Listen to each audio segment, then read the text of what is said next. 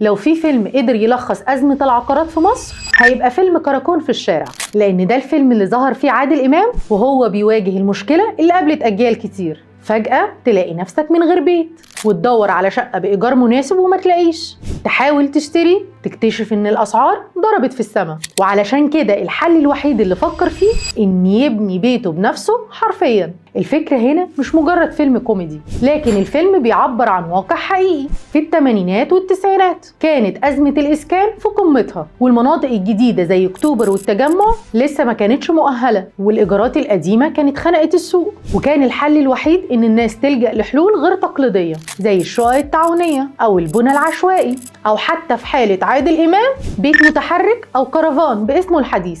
النهاردة الأزمة بقت مختلفة لأن المعروض بقى كتير، لكن الأسعار ما بقتش في متناول الكل، والفرق ما بين السكن الاقتصادي والفاخر بقى فرق شاسع. ومع ذلك لسه فكرة الحلول البديلة موجودة، والنهاردة الناس بتدور على الإسكان الذكي والمدن الجديدة والمشروعات اللي بتوفر حلول تمويلية تناسب الكل. يعني اللي كان بيحاول عادل إمام يعمله زمان في فكرة الكرفان هو نفسه اللي بنشوفه النهاردة، لكن بأسلوب جديد. السؤال هنا بقى، انت مستعد تلاقي حلك الذكي قبل ما الأسعار تتضاعف تاني؟ الحلول كتير على فكرة، بس مش أي حد هيقولها لك، وأنا هنا علشان أديلك حلول هتساعدك في استثمارك في السوق العقاري، إذا كانت نيتك للاستثمار أو للسكن.